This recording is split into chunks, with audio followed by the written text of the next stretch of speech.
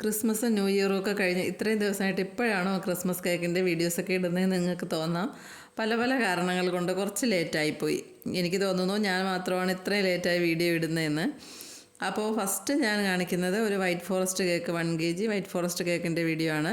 അപ്പോൾ അത് എനിക്ക് ക്രിസ്മസിന് ഒരു 4-5 ദിവസം മുന്നേ വന്നിട്ടുണ്ടായിരുന്ന ആദ്യത്തെ ഓർഡറാണ്. 2024 ആദ്യത്തെ ക്രിസ്മസ് ഓർഡറാണ് ഇത്.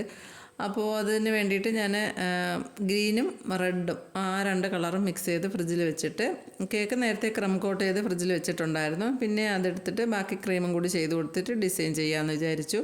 അപ്പോൾ എനിക്ക് കേക്കിൻ്റെ ബോർഡ് തീർന്നിട്ടുണ്ടായിരുന്നു. അപ്പോൾ ഞാൻ 8 ഇഞ്ചിൻ്റെ ടിന്നിലാണ് കേക്ക് ബേക്ക് ചെയ്തെടുത്തിട്ടുണ്ടായിരുന്നത്. 8 ഇഞ്ചിൻ്റെ ടിന്നിലാണ് കേക്ക് ബേക്ക് ചെയ്തെടുക്കുന്നതെങ്കിൽ ഞാൻ 10 ഇഞ്ചിൻ്റെ ബേസ് ആയിരിക്കും യൂസ് ചെയ്യുന്നത്. മിക്കവാറും അങ്ങനെ തന്നെയാണ്. പിന്നെ ഇതേപോലെ തീർന്നു പോവുകയോ പെട്ടെന്ന് വാങ്ങാൻ പറ്റാത്ത സാഹചര്യം വരികയാണെങ്കിൽ മാത്രമേ ഇതേപോലെ ചെയ്ത് കൊടുക്കാറുള്ളൂ. അതെനിക്ക് അത്രയും തൃപ്തിയോടെ ആയിരിക്കില്ല ഞാൻ ചെയ്യുന്നത്. എനിക്ക് ചെയ്യാനും നല്ല ബുദ്ധിമുട്ടാണ്. കേക്കും ബേസുമായിട്ട് അടുത്തിരിക്കും. അത് നമുക്ക് ക്രീം ചെയ്യുമ്പോഴും ആ ഒരു ബുദ്ധിമുട്ടുണ്ടാവാറുണ്ട്. കേക്ക് ബോക്സിലേക്ക് ആക്കി കൊടുക്കുന്ന സമയത്തും ബോക്സും കേക്കുമായിട്ട് നല്ല അടുപ്പിച്ചിരിക്കും. അതും എനിക്ക് നല്ല ബുദ്ധിമുട്ടാണ് അങ്ങനെ കൊടുക്കുന്നത്. മിക്കവാറും ഞാൻ 10 ഇഞ്ചിൻ്റെ ബേസിലേ ചെയ്യാറുള്ളൂ. അപ്പോൾ ഇതിപ്പോൾ എൻ്റെ കയ്യിൽ തീർന്നു പോയി, പെട്ടെന്ന് വാങ്ങാനും പറ്റാത്തൊരു സാഹചര്യം വന്നതുകൊണ്ടാണ് ഞാൻ പിന്നെ ഇതിൽ തന്നെ ചെയ്ത് കൊടുക്കുന്നത്. പറ്റുകയാണെങ്കിൽ മാറ്റാം, പെട്ടെന്ന് കിട്ടുകയാണെങ്കിൽ മാറ്റാമെന്ന് വിചാരിച്ചിട്ട് ചെയ്തു. അപ്പോൾ കിട്ടാത്തതുകൊണ്ട് ഞാൻ പിന്നെ അതിൽ തന്നെ മാറ്റാൻ പറ്റിയിട്ടുണ്ടായിരുന്നില്ല. ഒരേപോലുള്ള 2 നോസിൽ വെച്ചിട്ട് ഗ്രീനും റെഡും അങ്ങനെ 2 കളറിൽ 2 പൈപ്പിംഗ് ബാഗിലാക്കിയിട്ട് ഒരേപോലെ ഇടവിട്ട് ഫ്ലവർ കൊടുക്കുന്നുണ്ട്. അപ്പോൾ അങ്ങനെ ചെയ്ത് വരുന്ന സമയത്ത് ലാസ്റ്റ് വരുമ്പോൾ രണ്ടും ഒരേ കളറിലുള്ള ഫ്ലവർ വന്ന് നിൽക്കാറുണ്ട്. അപ്പോൾ ഒരു 2-3 ഫ്ലവർ മുന്നേ തന്നെ ലാസ്റ്റ് നിർത്തുന്നതിന് മുന്നേ തന്നെ നമുക്കറിയാമല്ലോ ഇനി ഇത്ര ഫ്ലവർ അതിനുള്ളിൽ നിൽക്കുമെന്ന്. അപ്പോൾ അതൊന്ന് അഡ്ജസ്റ്റ് ചെയ്ത് നിർത്തിയിട്ട് ലാസ്റ്റിൽ 2 കളറും കൂടി വരുന്ന രീതിയിൽ ഒന്ന് ചെയ്ത് നിർത്താം. അപ്പോൾ എന്നിട്ട് ആ വശം അവിടെ ഒരു കുറച്ച് ഇങ്ങനെ അടുപ്പിച്ച് ഫ്ലവർ വരുന്നത് പോലെ നമുക്ക് തോന്നും. ആ വശം എന്ത് ചെയ്യുന്ന അറിയാമോ, ബേക്ക് സൈഡിലോട്ട് ആക്കി കൊടുക്കണം. എന്നിട്ട് ഫ്രണ്ടിൽ നല്ല വശമായിരിക്കണം. അങ്ങനെ ചെയ്തെടുത്താൽ മതി. എന്നിട്ട് ഇതേപോലെ മേരി ക്രിസ്മസിൻ്റെ ഒരു ടോപ്പറും കൂടി സെൻറ്ററിൽ വെച്ച് കൊടുക്കുന്നുണ്ട്. പിന്നെ എന്തോ എഴുതാനുണ്ട്, അതും കൂടി ഒന്ന് എഴുതി കൊടുക്കുന്നുണ്ട്. HKS അങ്ങനെയാണെന്ന് തോന്നുന്നു. ഇപ്പോഴാണ് എനിക്കത് മനസ്സിലായത്. അപ്പോൾ മറന്നുപോയായിരുന്നു എന്താണെന്നുള്ളത്. അപ്പോൾ അതും കൂടി എഴുതി കൊടുത്തിട്ട് പിന്നെ ബോർഡർ എനിക്ക് ചെറിയ രീതിയിലേ കൊടുക്കാൻ പറ്റുള്ളൂ. കാരണം അത്രയും ബോർഡും കേക്കും കൂടി അടുപ്പിച്ച് നിൽക്കുന്നതുകൊണ്ട് ചെറിയൊരു ബോർഡർ ഡിസൈനും കൂടി കൊടുത്തിട്ടുണ്ട്. പിന്നെ അത് ഞാൻ പറഞ്ഞില്ലേ ഒരു 4-5 ദിവസം മുന്നേ ഉണ്ടായിരുന്ന ഓർഡറായിരുന്നു. ഇത് ക്രിസ്മസിൻ്റെ സ്കൂളിലത്തെ ഫംഗ്ഷൻ, അത് ഡേറ്റ് എനിക്ക് കറക്റ്റ് ഓർമ്മയില്ല, സ്കൂളിലെ ഫംഗ്ഷന് വേണ്ടിയിട്ടുള്ളതായിരുന്നു ഈ കേക്കെല്ലാം. അപ്പോൾ ഇതെല്ലാം ചെയ്യാൻ കുറച്ച് ഈസി ആയിരുന്നു. കാരണം എല്ലാം റെഡ് വെൽവെറ്റ് ആയതുകൊണ്ട് അങ്ങനെ ഒരു എളുപ്പം ഉണ്ടായിരുന്നു ചെയ്യാൻ.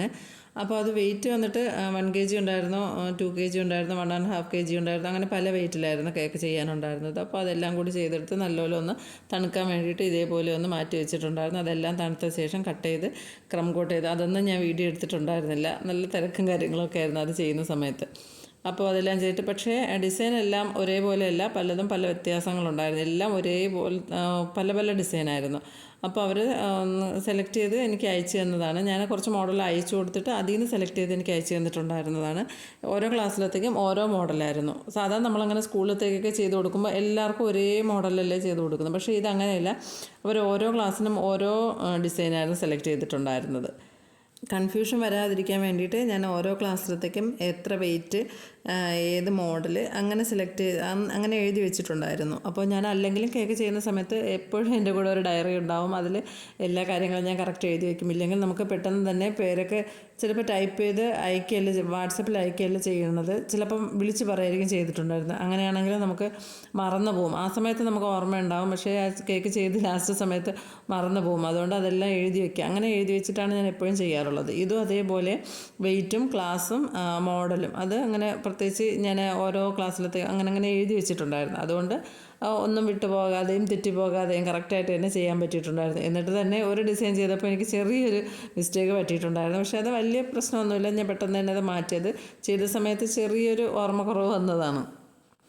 അപ്പോൾ ഇതെല്ലാം പിറ്റേ ദിവസം രാവിലെ കൊടുക്കാനുണ്ടായിരുന്നതുകൊണ്ട്, അതായത് രാവിലെ അല്ല, ഉച്ചയ്ക്ക് ഒരു 12-12:30 മണി ആ ടൈമിലാണ് കൊടുക്കാനുണ്ടായിരുന്നത്. എന്നാലും കേക്ക് നല്ലോണം സെറ്റ് ആവണമല്ലോ. അതുകൊണ്ട് ഞാൻ തലേദിവസം രാത്രി തന്നെ ഏകദേശം വർക്കെല്ലാം തീർത്ത് വെച്ചിട്ട് ചെറിയ വർക്ക്, അതായത് പേരെഴുതുന്നതല്ല, ക്ലാസ്സും കാര്യങ്ങളൊക്കെ എഴുതുന്നത്, ടോപ്പർ വെച്ച് കൊടുക്കുന്നത്, അങ്ങനെയുള്ള ചെറിയ ഡിസൈൻസൊക്കെ അങ്ങനെ മാറ്റി വെച്ചിട്ടുണ്ടായിരുന്നു. അത് ഒന്നോ രണ്ടോ കേക്കിന് മാത്രമാണെന്ന് എനിക്ക് തോന്നുന്നു. ബാക്കിയെല്ലാം ഞാൻ ഏകദേശം ചെയ്ത് തലേദിവസം തന്നെ ഫ്രിഡ്ജിൽ വെച്ചിട്ടുണ്ടായിരുന്നു. ഇത് മാത്രമല്ല വേറെ ബർത്ത്ഡേ ഓർഡേഴ്സ് ഉണ്ടായിരുന്നു, പിന്നെ ക്രിസ്മസ് കേക്ക് വേറെ ചെയ്യാനുണ്ടായിരുന്നു. അപ്പോൾ അതെല്ലാം ഉള്ളതുകൊണ്ട് പെട്ടെന്ന് തന്നെ ഓരോന്നായിട്ട് ചെയ്ത് മാറ്റുകയാണ് ചെയ്തിട്ടുണ്ടായിരുന്നത്. അപ്പോൾ രാവിലെ തന്നെ ഞാൻ കേക്ക് ബേക്ക് ചെയ്ത് വെച്ചിട്ടുണ്ടായിരുന്നു. പിന്നെ ക്രീമെല്ലാം ബീറ്റ് ചെയ്ത് വെച്ചു. ഇടയ്ക്കിടയ്ക്ക് ക്രീം തീരുന്നതനുസരിച്ച് വീണ്ടും ബീറ്റ് ചെയ്ത് എടുക്കണമുണ്ടായിരുന്നു. പിന്നെ ഹാൻഡ് ബീറ്റർ ആയതുകൊണ്ട് നമുക്ക് അതിൻ്റേതായ ബുദ്ധിമുട്ടുണ്ടായിരുന്നു അത്രയും ചെയ്തെടുക്കാൻ. കൈക്ക് അത്രയും നല്ല പണിയുണ്ടായിരുന്നു. അപ്പോൾ മുട്ട ബീറ്റ് ചെയ്യുന്നതും ക്രീം ബീറ്റ് ചെയ്യുന്നതൊക്കെ അത്രയും നമുക്കിങ്ങനെ ആ കൈ നല്ലോണം അത്രയും നല്ല പ്രവർത്തിച്ചു കൊണ്ടിരിക്കണം. അതിൻ്റേതായ ബുദ്ധിമുട്ട് അതെല്ലാം ചെയ്ത് തീർന്ന 2-3 ദിവസം നല്ല രീതിയിൽ തന്നെ ഉണ്ടായിരുന്നു.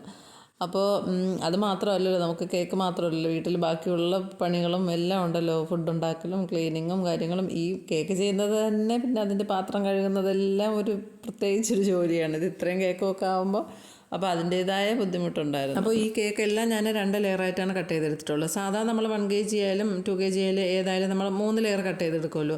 ഇത് ഞാൻ കുറച്ച് പീസ് കൂടുതൽ കിട്ടാൻ വേണ്ടിയിട്ട് എല്ലാ കേക്ക് 2 ലെയറിൽ കട്ട് ചെയ്തെടുത്തിട്ടാണുള്ളത്. അപ്പോൾ 1 kg ഒക്കെ ഞാൻ 2 ലെയറിൽ കട്ട് ചെയ്തെടുത്തിട്ട് ബാക്കി ഒരു പീസ് നമുക്ക് സൈഡിലും കൂടിയൊക്കെ വെച്ച് കൊടുത്തൊന്ന് ബോർഡ് ഫുള്ളാക്കി എടുത്തിട്ടുണ്ട്. അല്ലാതെ പിന്നെ ചെയ്തിട്ടുള്ളത്, പിന്നെ ചില കേക്കൊക്കെ ഞാൻ 1.5 കിലോയുടെ ടിന്നുണ്ടല്ലോ, അപ്പോൾ അതിനകത്താണ് 1 kg ബാറ്റർ ഒഴിച്ച് അങ്ങനെ ബേക്ക് ചെയ്തെടുത്തിട്ടുള്ളത്. അപ്പോൾ അങ്ങനെ 2 രീതിയിലും ചെയ്ത് കട്ട് ചെയ്ത് വെച്ചിട്ടുണ്ട്. അല്ലാതെ ടിന്നിൽ തന്നെ വലിയ ടിന്നിൽ, അതായത് 1 kg ബാറ്റർ 1.5 കിലോയുടെ ടിന്നിൽ ഒഴിച്ചിട്ട് അങ്ങനെയും ബേക്ക് ചെയ്തെടുത്തിട്ടുണ്ട്. അപ്പോൾ അത് പീസ് കൂടുതൽ കിട്ടുമല്ലോ, കുട്ടികളൊക്കെ കൂടുതലുള്ളത് കൊണ്ട്. അപ്പോൾ അതിന് കണക്കാക്കിയാണ് ചെയ്തെടുത്തിട്ടുള്ളത്. അങ്ങനെ വരുമ്പോൾ 2 ലെയറായിട്ട് ആണ് കട്ട് ചെയ്തെടുത്തിട്ടുള്ളത്. പിന്നെ നിങ്ങൾക്ക് കാണുമ്പോൾ മനസ്സിലാവും, കേക്ക് ബോർഡിൽ ഞാൻ എപ്പോഴും പറഞ്ഞിട്ടുണ്ട്, നല്ല വശം നോക്കിയിട്ട് ഞാനത് ഫ്രണ്ട് വശം വരാൻ വേണ്ടിയിട്ട് കേക്ക് ബോർഡിൽ എന്തെങ്കിലും ഒരു അടയാളം ചെയ്ത് വയ്ക്കുമെന്ന്. അപ്പോൾ ഞാൻ ഇതേപോലെ കുറച്ച് ക്രീമൊക്കെ ആ ഫ്രണ്ട് വശത്ത് നമ്മൾ ആ ചെയ്യുന്ന സമയത്ത് കറക്റ്റ് എവിടെയാണ്, പിന്നെ നമുക്ക് ഡിസൈൻ ചെയ്യുന്ന സമയത്ത് ചിലപ്പോൾ പെട്ടെന്ന് നോക്കാനൊന്നും സമയം കിട്ടാറില്ല. അങ്ങനെ വരുമ്പോൾ നമ്മൾ ഏതെങ്കിലും അത്ര ഭംഗിയില്ലാത്തൊരു വശം എടുത്തിട്ട് ഫ്രണ്ട് ആക്കുന്നതിനേക്കാളും നേരത്തെ തന്നെ നോക്കി വെക്കണം. അപ്പോൾ അതുകൊണ്ട് ഞാൻ കുറച്ച് ക്രീമൊക്കെ അതിൻ്റെ ഫ്രണ്ട് വശത്ത് കൊടുത്തൊന്ന് ബോർഡിലൊന്ന് കൊടുത്തു, അത് ഫ്രണ്ടാണെന്ന് അറിയിക്കാൻ വേണ്ടിയിട്ട് അങ്ങനെ ചെയ്ത് വെച്ചിട്ടുണ്ടായിരുന്നു. എല്ലാത്തിൻ്റെയും ഡിസൈൻ വ്യത്യാസം ഉണ്ടായിരുന്നെങ്കിലും കളേഴ്സ് ചിലതെല്ലാം ഒരേപോലെ ആയിരുന്നു. അതായത് ഗ്രീൻ കളർ എല്ലാത്തിലും വേണമായിരുന്നു ലീഫിന് വേണ്ടിയിട്ട്. പിന്നെ പർപ്പിൾ കളറ് 2 കേക്കിലാണെന്ന് തോന്നുന്നു അതുണ്ടായിരുന്നു. പിന്നെ റെഡ് ഉണ്ടായിരുന്നു, പിന്നെ യെല്ലോ, അങ്ങനെ ഓരോ 2 കളറൊക്കെ പിങ്ക് ഉണ്ടായിരുന്നു. അപ്പോൾ അതൊക്കെ 2 കേക്കിലൊക്കെ ഒരേപോലെ ചെയ്യാനുണ്ടായിരുന്നു. അപ്പോൾ അതൊക്കെ കുറച്ച് കൂടുതൽ മിക്സ് ചെയ്ത് 2 വേണമല്ലോ, അപ്പോൾ അതൊക്കെ കുറച്ച് കൂടുതൽ മിക്സ് ചെയ്ത് മാറ്റി വെച്ചിട്ടുണ്ടായിരുന്നു. പിന്നെ ഗ്രീൻ മാത്രമാണ് എല്ലാ കേക്കിലും യൂസ് ചെയ്തിട്ടുള്ളത്. അപ്പോൾ ഓരോന്നും ചെയ്ത് കൊടുത്ത് അത് ഫ്രിഡ്ജിലോട്ട് മാറ്റിയിട്ട് അടുത്തതെടുത്ത് ചെയ്യുന്നു. അങ്ങനെ ചെയ്തിട്ടുണ്ടായിരുന്നു. ആദ്യം ബേക്ക് ചെയ്തതെല്ലാം ഒരുമിച്ച് ചെയ്ത് മാറ്റി. അപ്പോൾ അതിൻ്റെ പാത്രങ്ങളെല്ലാം കഴുകി അതെല്ലാം ഒന്ന് ക്ലീൻ ചെയ്തു. അത് തണുത്തതിന് ശേഷം പിന്നെ ക്രം കോട്ട് ചെയ്തത് എല്ലാം കൂടി ഒരുമിച്ച്. അപ്പോൾ അങ്ങനെ ചെയ്യുമ്പോൾ ഷുഗർ സിറപ്പ് എടുക്കുന്നത്, ചോക്ലേറ്റ് കട്ട് ചെയ്തെടുക്കുന്നത്, പിന്നെ മിൽക്ക് മെയ്ഡ്, അങ്ങനെയുള്ള കുറേ നമ്മൾ ക്രം കോട്ട് ചെയ്യുമ്പോൾ എന്തായാലും അവിടെ എല്ലാം ഫുള്ളാവും, അത് ചോക്ലേറ്റൊക്കെ എടുക്കുന്നതല്ലേ. അപ്പോൾ അതെല്ലാം ചെയ്ത് അവിടെ എല്ലാം ഒന്ന് ക്ലീൻ ആക്കണം. അപ്പോൾ നമുക്ക് ഒരു കേക്ക് ചെയ്ത് പിന്നെ അതിൻ്റെ ഫൈനൽ വർക്കും കഴിഞ്ഞ് വെച്ചിട്ട് പിന്നെ അടുത്തതെടുത്ത് ചെയ്യുന്നത് ബുദ്ധിമുട്ടാണ്. അതുകൊണ്ട് ക്രം കോട്ടിങ് എല്ലാം ഒരേപോലെ പെട്ടെന്ന് തന്നെ ഒരുമിച്ചങ്ങ് ചെയ്ത് അത് ചെയ്ത് അവിടെ എല്ലാം ഒന്ന് ക്ലീനാക്കി ആ പാത്രങ്ങളെല്ലാം കഴുകി ഒന്ന് റെഡിയാക്കിയതിന് ശേഷം അടുത്ത് 2ാമത് ഐസിങ് എല്ലാ കേക്കിലും ചെയ്ത് വെച്ചിട്ടുണ്ടായിരുന്നു. അപ്പോൾ അതെല്ലാം ചെയ്ത് ഞാൻ ഇതേപോലെ ഞാൻ പറഞ്ഞില്ലേ ഫ്രണ്ട് ഏതാണെന്ന് നോക്കിയിട്ട് അതിനൊരു അടയാളം കൊടുത്തിട്ട് എല്ലാം ഫ്രിഡ്ജിൽ വെച്ച് സെറ്റാക്കി പിന്നെ അവിടെ എല്ലാം ഒന്ന് ക്ലീൻ ആക്കിയതിന് ശേഷം അടുത്ത ഡിസൈനിനുള്ള കളറും കാര്യങ്ങളൊക്കെ സെറ്റാക്കി വെച്ചതിന് ശേഷം ഓരോ കേക്കും എടുത്തിട്ട് ഏത് ഡിസൈനാണെന്ന് ഡയറിയൊക്കെ എടുത്ത് വെച്ച് നോക്കി അത് ഓരോന്നും കണ്ടുപിടിച്ചിട്ട് അതങ്ങനെ ഓരോന്നും ചെയ്ത് ക്ലാസ്സൊക്കെ എഴുതി കൊടുത്ത് അത് ഫ്രിഡ്ജിലോട്ട് മാറ്റി. എനിക്ക് തോന്നുന്നു അങ്ങനെ ചെയ്യുന്നതാണ് കുറച്ച് എളുപ്പമുള്ളതായിട്ട് എനിക്ക് തോന്നിയത്. അപ്പോൾ അത് അല്ലാതെ ഒന്ന് ചെയ്ത് ക്രം കോട്ട് ചെയ്തു, അത് ഫൈനൽ കോട്ട് ചെയ്ത് അതിൻ്റെ ഡിസൈനും ചെയ്ത് മാറ്റിയിട്ട് പിന്നെ അടുത്ത കേക്ക് എടുത്ത് ചെയ്യുന്നത് അതെനിക്ക് അത്ര ഈസിയാണെന്ന് തോന്നണില്ല. ഞാൻ ചെയ്തിട്ടുള്ളത് ഇങ്ങനെയാണ്. സാധാരണയായിട്ട് ക്രിസ്മസ് കേക്ക് ഒരേ തീമിലായിരിക്കും ചെയ്യുന്നത്. സ്കൂളിലൊക്കെ ചെയ്യുന്ന സമയത്ത് എല്ലാ കേക്കും ഒരേ മോഡലിൽ ക്രിസ്മസ് തീമും ആയിരിക്കും. പക്ഷേ ഇത് അതിൽ നിന്നൊക്കെ വ്യത്യസ്തമായിട്ട് ഓരോ ക്ലാസ്സിനും ഓരോ മോഡൽ, അതും ക്രിസ്മസിൻ്റെ ആ ഒരു ഫങ്ഷനാണെന്ന് നമുക്ക് തോന്നുകയില്ല. ആ രീതിക്കുള്ള ഡിസൈനായിരുന്നു എല്ലാത്തിലും. പക്ഷേ കൊള്ളായിരുന്നു, എല്ലാ കേക്കും വ്യത്യസ്തമായതുകൊണ്ട് അത് ഓരോന്നും നല്ല ഭംഗിയുണ്ടായിരുന്നു കാണാനായിട്ട്.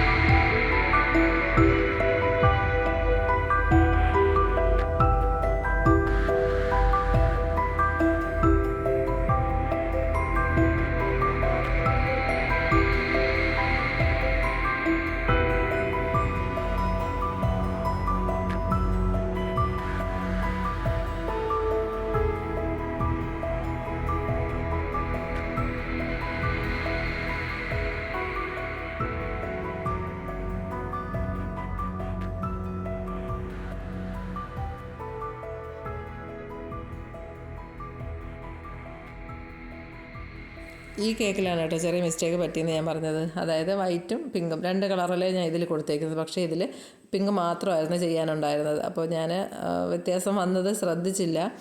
ഞാൻ ചെയ്തതിന് ശേഷം ക്ലാസ് എഴുതാൻ വേണ്ടിയിട്ട് ഡയറി എടുത്ത് നോക്കിയപ്പോഴാണ് എനിക്ക് മനസ്സിലായത് അതിൻ്റെ മോഡലിൽ ഇങ്ങനെ വെച്ചിട്ട് എഴുതിയിട്ടുണ്ടായിരുന്നു പിങ്ക് മാത്രമാണെന്ന്. പിന്നെ അത് മാറ്റിയിട്ട് അത് മാത്രം ചെയ്തു കൊടുത്തു. അപ്പോൾ വേറൊരു കേക്ക്, അതായത് ഇത് 1 kg 2 കളർ വരാനുള്ളത് 1.5 കിലോയാണെന്ന് എനിക്ക് തോന്നുന്നു. പിന്നെ അത് മാറ്റിയിട്ട് ആ കേക്കിൽ 2 ഫ്ലവർ ചെയ്തു, 2 കളറിലുള്ള ഫ്ലവർ ചെയ്തിട്ട് മറ്റേതിൽ 1 kg പിങ്ക് മാത്രം വെച്ചിട്ടുള്ള ഫ്ലവറും ചെയ്തു കൊടുത്തു. അങ്ങനെ ചെറിയൊരു മിസ്റ്റേക്കാണ് പറ്റിയിട്ടുണ്ടായിരുന്നത്.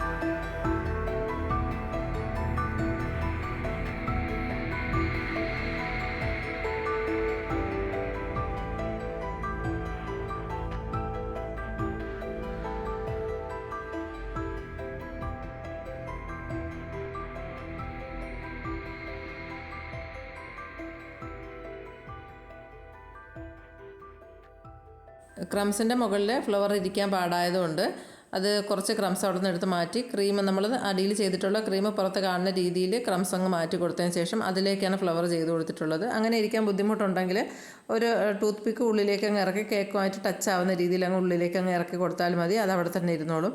പിന്നെ ഇതിൽ ഞാൻ ഫോണ്ടൻറ്റിലാണ് പേരെഴുതി വെച്ചിട്ടുണ്ടായിരുന്നത്. അപ്പോൾ ഈ കേക്കും കൂടി ആയപ്പോൾ കംപ്ലീറ്റ് ആയായിരുന്നു. അപ്പോൾ അതെല്ലാം ഫ്രിഡ്ജിൽ വെച്ച് കൊടുത്തിട്ട് പിന്നെ സമയമായപ്പോൾ എടുത്ത ഫോട്ടോയൊക്കെ എടുത്തതിന് ശേഷം ഡെലിവറി ചെയ്തിട്ടുണ്ടായിരുന്നു.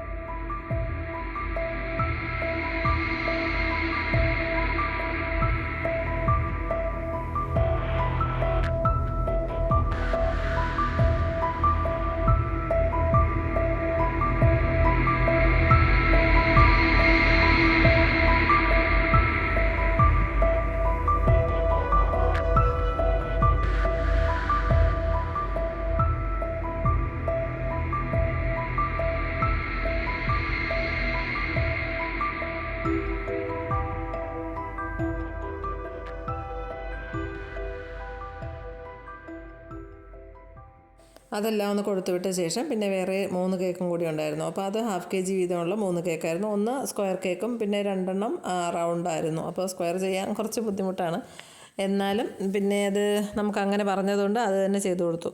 അപ്പോൾ അത് സ്കൂളിലത്തേക്ക് ഞാൻ ചെയ്ത അതേ മോഡൽ തന്നെയായിരുന്നു ഈ കേക്കും ചെയ്യാനുണ്ടായിരുന്നത്. അത് 2 മോഡൽ ഒരേപോലെയായിരുന്നു. അപ്പോൾ അത് ചെയ്തിട്ടൊന്ന് ഫ്രിഡ്ജിൽ വെച്ച് കൊടുത്തിട്ട് പിന്നെ അടുത്ത കേക്ക് ഉണ്ടായിരുന്നു. അത് 2 എണ്ണം ½ kg വീതമുള്ള 2 ബ്ലാക്ക് ഫോറസ്റ്റ് ആയിരുന്നു.